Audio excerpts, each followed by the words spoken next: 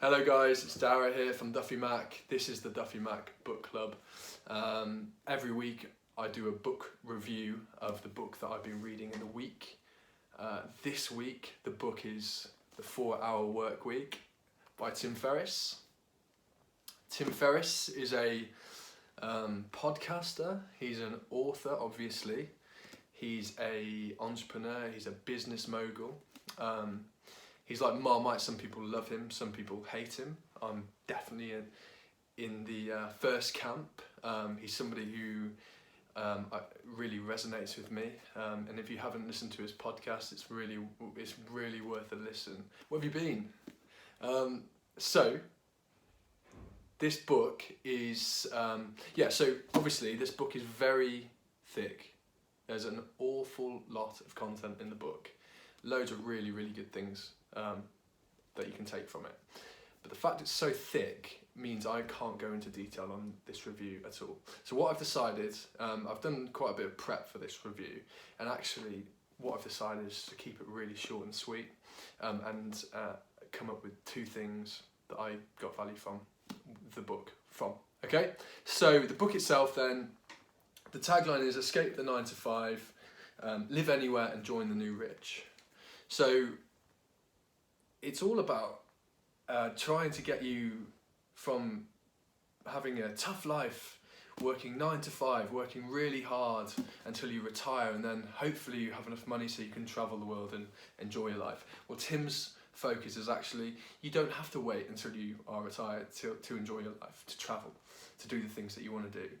If you follow the tips that he gives you in this book, you can travel, you can enjoy yourself, you can have enough money to do the things that you want to do, and you can live by your own rules. So as I said, I'm going to keep this brief. I'm only going to talk about 2 things that I found valuable from the book. The first thing then was the 80-20 principle. So this was Pareto's law, the 80-20 principle. So I might butcher this, but Pareto was a chap who found out that I think he might have been a botanist, but he found out that I think he was growing peas, and he found out this was a long time ago. Yeah, I tell you, I'm not great on the facts here, but it was a long time ago, and he found out that 80% of the peas were coming from 20% of the pods. Okay, so what he found actually, and economists jumped on this and realised that this is actually something that can be translated into life and business, and it kind of runs through life. So for example, in business, what you find is that 80% of the profits tend to come from 20% of the customers. 80% of the customer complaints and the problems come from 20% of the customers. Individually, 80% of the value that you bring comes from 20% of the effort that you make, and it runs through life. It's amazing. So he talks about it in this book, and he recommends that you really look at your day, okay, or you look at the things you do, and you'll find that 80% of the value you bring to whatever you're doing comes from 20% of the effort. So focus in on that 20%.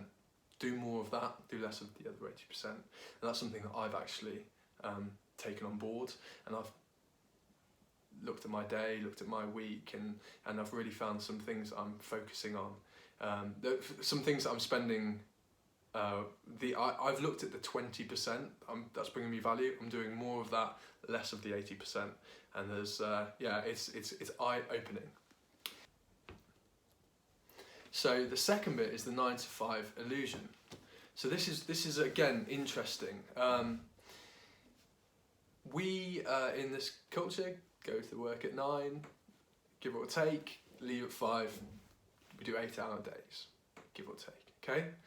Now what Tim says is that if someone was to turn up one day and say, actually guys, you've got to do the same job, but you've only got 3 hours to do it, the job would still get done, which is mad, isn't it? Because then you think, well, what are you doing for those 8 hours that you could do in 3? And he goes a bit further than that. He says you can actually do your job in 4 hours a week, as opposed to however many hours you actually work a week, 45. And it really makes you question, well, where, how much time is getting wasted? Why are we wasting all this time? And it's similar to the 80-20. So I think what it made me think was, can I do the job that I'm doing at the moment in shorter amounts of time and still get the same results? And it really makes you audit your day and become a lot more efficient, a lot more effective. And there's a lot of tips in here on how to do that.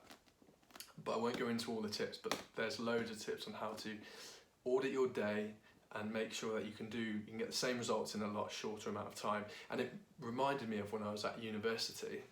I used to have 4 weeks to do an essay, and I'm sure loads of you can relate to this. Maybe some of you can't relate to it because you're geeks, but I had 4 weeks to do an essay, and I'd only start the essay with like 3 or 4 days to go, and I would work super hard and get that essay done in that time.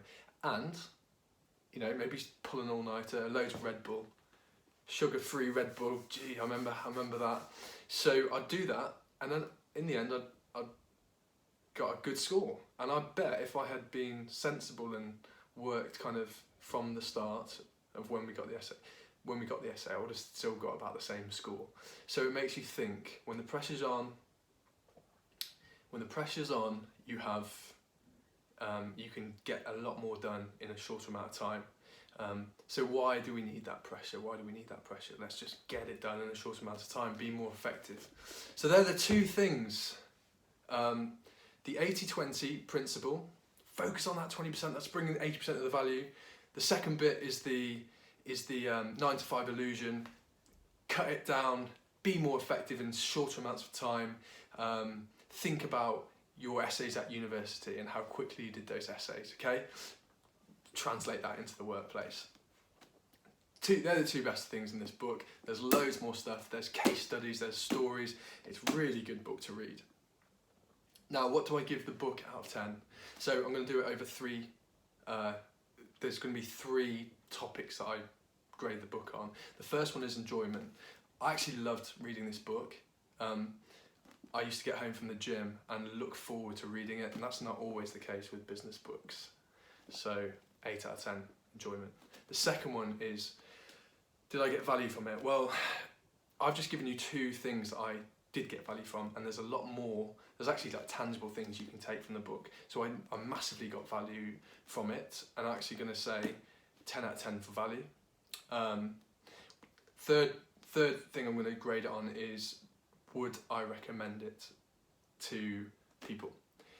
I absolutely would recommend it, and in particular I'd recommend it to somebody who's starting off their career.